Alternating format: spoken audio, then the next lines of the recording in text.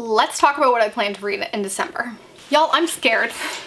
It is almost the end of the year and I am like 18 books away from my Goodreads goal. I felt fantastic, so confident going into November, and November screwed me. So I think I read 5 or 6 books in all of November. It's not terrible, but considering my Goodreads goal is 200 books, it's not great. So I'm now going into December needing to read 18 books. I have a list. I have more than 18 books on that list because there's something wrong with me. And so we're gonna talk about what is on that list and if I can accomplish all that I've set out to. Spoiler alert, the answer is probably no. Now, when I was creating this list, I feel like I had very specific things in mind that I wanted to do. Like I wanted to get a little bit farther in some of the series I've started and just like never picked up any other books. There are a lot of books that I kind of DNF'd for the time. I have this horrible habit of just like getting halfway through a book and putting it down and not picking it up again for months. I have so many books like that I would like to finish, and hopefully that will make it easier to hit my Goodreads goal since there are books that I'm already halfway through. A lot of them I'm gonna have to start over again, but hopefully I can kind of skim read and just get the gist. I do feel like I have a decent memory usually for these things. We shall see.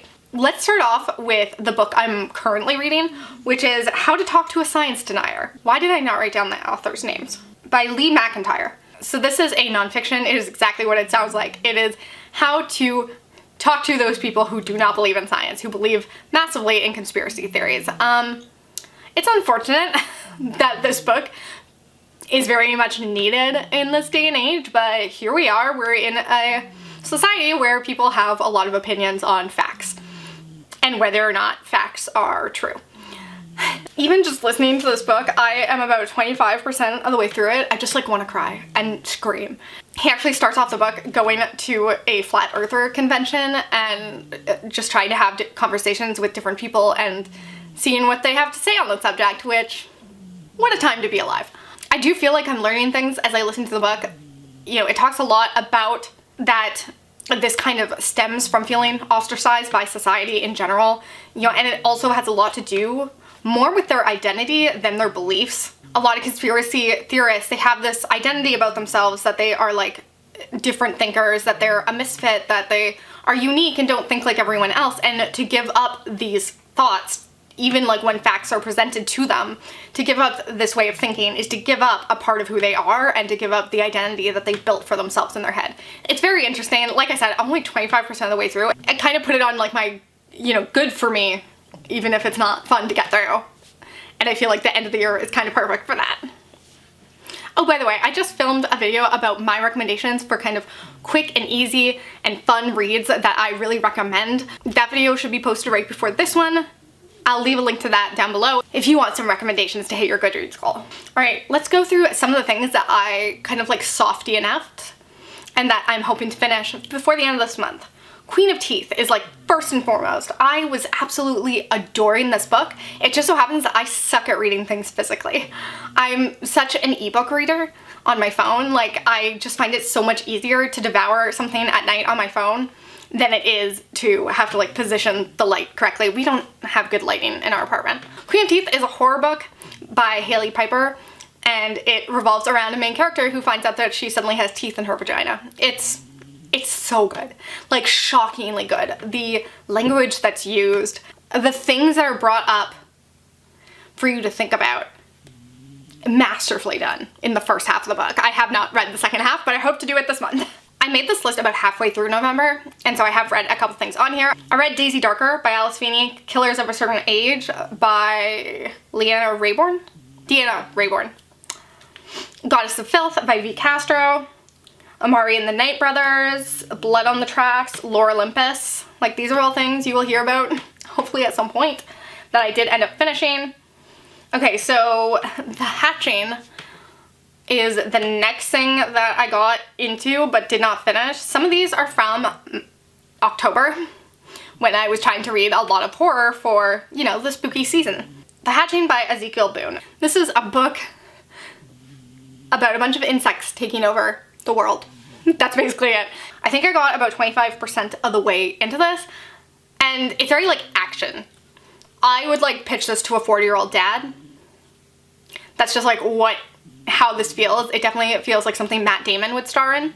Now, I will say that, like, it's multi-perspective, and to the point where there's so many perspectives, I actually thought we were never going to come back around. Like, I was starting to think that this was just going to be almost like short snippets from people's experiences, but like we weren't meant to know these characters that well. Because we literally got introduced to probably 20 different perspectives. That's why I never thought it was coming back around.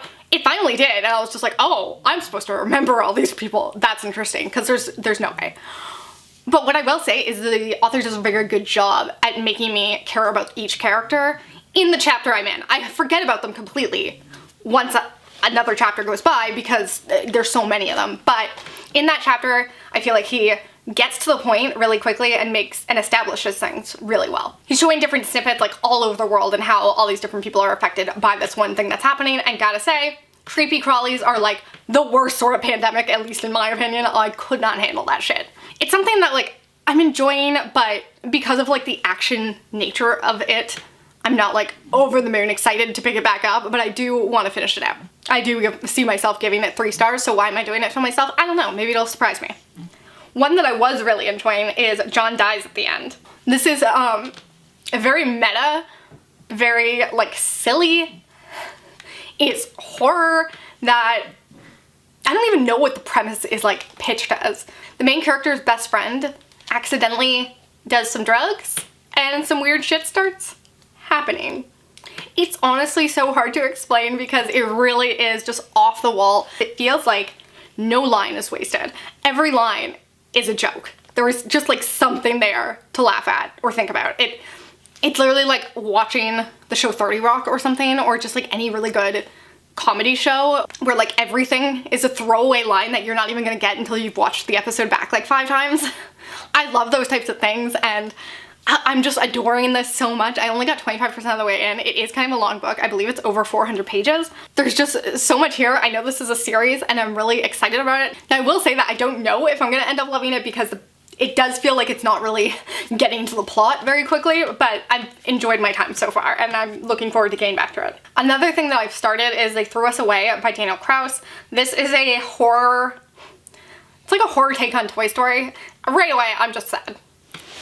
These teddies wake up in the dump and they're trying to figure out like how they get back to their store and why they ended up here in the first place. And like, I don't know, read this if you want to be depressed, because so far I am. Another one that I've had on the go forever is This Is How You Lose the Time War. This is about 2 agents in literally what it sounds like, a time war. They have time travel now and they're going back and forth and sending letters to each other. And the letters start off very adversarial and like poking fun at the idea that they're getting one over on each other. But in the end, they end up like connecting and maybe falling in love. And I was really enjoying this, but this is one you really have to spend your time on, because it almost feels like it's written in riddles. Sometimes you really have to chew on like each line. You really have to think about each line of text and what it means. And it's a lot. It's beautiful, but it's just one of those things that I needed my full thoughts and my full brain. Sometimes when that happens, I put it down and never come back to it. It's really short though, so I should pick it back up and just finish it out. Lolita by Vladimir Nabokov is another one that I actually like was loving and was like hating myself for loving. It's one of those things like I feel like you don't want to like it because it feels like it's just not one of those things you want to say out loud. Like, oh yeah, I love the book Lolita, but like it's so good. The writing in this is fucking insane. The character study nature of it is impeccable. But I got to the 40% mark in this, and you know, the dark stuff is now just about to happen, and I was like, maybe I'll hold off. And I never got back to it. This is obviously a classic, and it is about a pedophile who does what pedophiles do. He becomes obsessed with his girlfriend's daughter, who's 12, and when his girlfriend suddenly dies, he decides to go take her out of school and go across the country with her. There's definitely a lot about the ways he justifies his obsession with her and tries to like make it out to be her fault. It's so well written though. If you can handle the subject matter, it is so good. But yeah, it's definitely been a hard read, and that's why I put it down and haven't gotten back to it, but I would like to finish it at some point. It's something though, like I can only read a chapter or 2 of a night because it's just a lot to handle. Speaking of a lot to handle, we also have A Little Life by Hanya Yanagihara. I was reading this for a like can it make me cry vlog because like nothing makes me cry. But once again, I put it down, didn't pick it back up. I was really loving it though. This is about 4 characters who live in New York City, and it's really just like about their lives across a long span of time, which is not a book I would normally pick up, but this one has such a legacy behind it. Like it's so infamous in the book community that I was like, okay, well I have to read it. Hanya Yanagihara's writing is unlike anything I've ever read because it's just so effortless and every line tells you so much about that character. I will say that so far, I think I made it about 250 pages into it, and I think it's like 750 pages. So I made it about a third of the way in, and so far the traumatic backstory things have been the parts that haven't worked for me. The things that have really worked for me are the characters' dynamics and interactions with each other. So I'm hoping I will get more of that in the rest of the novel and less of the sad backstories, because that has felt more melodramatic and Lifetime Network thing, and I don't love that. Another thing I put down, seriously, why is there so many of these? Black Iris. This is a revenge story thriller, I believe. I made it, honestly, 40% of the way, 50% of the way, I don't know. I don't want to talk about it. Let's just move on. That's been on my pile of shame for so long that I'm angry at myself about that one. Moving on to things I have not started. Let's talk about some series that I want to make it further in. We've got the Atlas 6, which I've read the Atlas 6, but I want to reread it before I read the sequel, which I already picked up and own, and that's the Atlas Paradox. This is a dark academia fantasy. There are a group of individuals who have all been invited to join the Alexandrian Society, but there are 6 of them and only 5 of them can make it into the group. I fell in love with this because of the characters' interactions with each other. They have such interesting dynamics where at any point you feel like any of them could fuck, you feel like any of them could kill each other. Like they just have this like weird enemy sexual tension thing going on, but all of them, all 6 of them with each other. It's amazing. I can't wait to read the second one, but I want to reread the first one. I need to. Okay, then there's Stellarlune, which is the 9th book in the Keeper of the Lost City series. I was hoping to pick this up while we were in Florida, but let me tell you, it was so fucking hard to find a bookstore in Florida. Does nobody read there? What's going on? We were in Orlando, like near Disney World and all that, so we had to go kind of far to get to a Barnes & Noble. And even once I ended up in the Barnes & Noble, they did not have Stellarlune, so I was mad. This is a middle grade series about a girl who finds out that she's actually an elf. She ends up going into that society after being raised as a human for all these years. This is the second last book in the series, and I am so fucking hyped. I have fallen in love with this series in ways that I can't even describe. It is not okay. The amount of love this 30-year-old has towards that middle grade series is fucking weird. I don't know what to tell you, but here we are. The next one is Learn My Lesson by Katee Robert. This is the second book in her fairy tale retelling smut series. I really enjoyed Desperate Measures, which was the Jasmine Jafar retelling. I thought it was really fun. The ending wasn't great, but like Katee Roberts just like kills it with character motivations and making them just like fully fleshed out. And so this one is about Hades, Meg, and Hercules. I read the first chapter the other night and I'm hooked. Like just from reading one chapter, I was like, oh, I'm in. Like this is so good already. First of all, just like the idea of villains getting their love story, like we all love a villain. We all love a bad boy. There's automatic sex appeal there. So I'm really looking forward to this one, especially with like a male, female thing. I'm into it. I feel like I'm gonna love it just from the first chapter alone. I was like, the vibes are right. And the characterizations are already on point. I'm excited. The next one is The Fold. This is the second book in Peter Clines series. The first book, 14, blew me away and surprised me in ways I really wasn't expecting because I hated the beginning of it, but holy shit did it hook me in the end. It's a sci-fi series, and I believe you can actually read all the books as standalones, but I wanted to read the books in order. And I think The Fold is actually even more popular than the first one. So I'm very excited to find out what this one has to offer. I don't know a lot about it. I don't want to know a lot about it because like I said, that first one surprised me so much in what it did. It was pitched as Lost, the show, but if it took place in an apartment building, and I mean, they were kind of right. The next one is The Golden Enclaves, which is the third and I believe final book in this Naomi Novik series. I listened to the first 2 books on audiobook, so that's how I'm gonna do this one as well, and I really ended up loving them. I know a lot of people didn't end up enjoying this series. It is about our main character who is going to the school where there's like not even really classes. You just have to like fight your way through it, fight your way to graduation. There are monsters in the school that will kill you, and they're all magicians. They all have like different forms of magic and different different strengths within their magic, and our main character is actually like possibly the most badass of them all, but she's also, the type of magic she has is considered dark magic, and so she's trying really hard not to let it show how strong she is and also what type of magic she possesses, because she knows that people will not like her even though they already don't like her. She's very much a misfit, she is a loner, and somehow in the first book she ends up becoming friends with the like big hero, the guy who everyone loves and who's constantly saving everyone.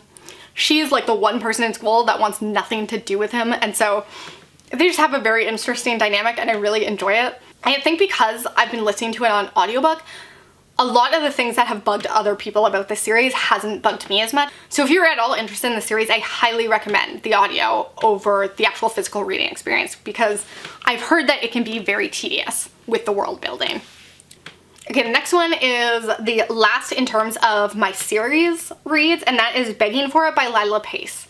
This is the second book in the series. I think this is just a duology and then there's one novella after. The first book in the series was actually something a subscriber recommended to me and I really ended up enjoying it. This is a smutty romance duology that is about 2 people who have an interest in consensual non-consent. They want to roleplay their fantasies, but they've never felt that comfortable talking to other people about it, so how do you find someone who's into the same thing you are if you can't talk about it? I love whenever we talk about kink and fantasies and we bring it kind of into the real world. Don't get me wrong, I love a good dark romance where things are just explicitly taboo, but I also like when we do it in kind of a more realistic way and we talk about the ways that we can consensually act on those fantasies. So I've been really looking forward to see how the second one goes. I'm hoping it goes a little bit farther with their sex scenes. I will say that there is a lot of trauma for both of these characters, and I think that the author did a really good job with the main character's trauma. She did a great job at showing just what is different between rape and the ways you can write about it, not to sexualize it, to make it the traumatic thing it is and to show that on page while showing how the consensual non-consent fantasy roleplay can be done and how that can be hot, and there is such a like clear line between the two. I honestly have a lot of thoughts on that discussion. Maybe someday I'll make a video about it. I was wrong, I have one more book in my series that I want to finish, and that is A Company of Fiends by Kathryn Boone. So this is the sequel to A Lady in Rooksgrave Manor, which I absolutely adored. This is a paranormal smutty series. The first book was about this brothel that took on all sorts of supernatural clients. It was hot, it's a reverse harem, it's amazing. If you want something that's just like smutty, good, fantasy fun, so good, check it out. This is a sequel to that. I've been highly awaiting it. I can't believe I haven't read this yet. This actually follows the sex theater and one of the girls who I believe is just quitting working there. We got to see a little bit of the sex theater in the first book, and so I'm really excited for this one. I can't wait. I hope it's just as good as the first. So I actually only have 3 other books that are just standalones that I haven't DNF'd and that aren't part of series that I would like to read before the year is out. The first is If We Were Villains by ML Rio. I was supposed to buddy read this with a friend like 6 months ago, and I literally did not start it. Did not read one single page of it, and she finished the whole thing. So I feel like I just owe it to her, you know, to read this. This is a murder mystery involving a Shakespearean theater troupe. These sound like the worst sort of people, and I think that's always fun in a murder mystery, and I'm very much looking forward to that one. And this is like a booktube darling, so I don't know how I haven't read it yet. The next one is The Ghost Line by Andrew Neil Gray and J.S. Herbison. I don't know a ton about this. I believe that this is a sci-fi horror. I've heard Emily Fox talk a lot about this one, and so I decided to pick it up. I think it's pretty short. I want to read more sci-fi, especially if it has a horror tinge to it, but I just haven't picked a ton of it up. I think this is about an abandoned spaceship that somebody ends up being sent out to, and there might be something on board that's killing people. And the last book on this list is The Appeal by Janice Hallett. Now this is a whodunit. I believe this is following a court case of some sort, and the jury is looking at kind of the court documents and trying to figure out who did it. Something along those lines. I really enjoy reading murder mysteries around Christmas. I don't know why, it just feels like the season is right for that type of thing. And I've heard incredible things about this one. I believe there's like a multimedia format. So those are my plans for the rest of the year. It is a little ambitious. I don't know how I'm gonna read all these things. I have shit to do, man. Tell me down below how many books you plan on reading in December. How many books are you away from your Goodreads goal? I would love to know if it's just me who's feeling stressed. I hope you liked this video, and I hope you come back again soon. Bye.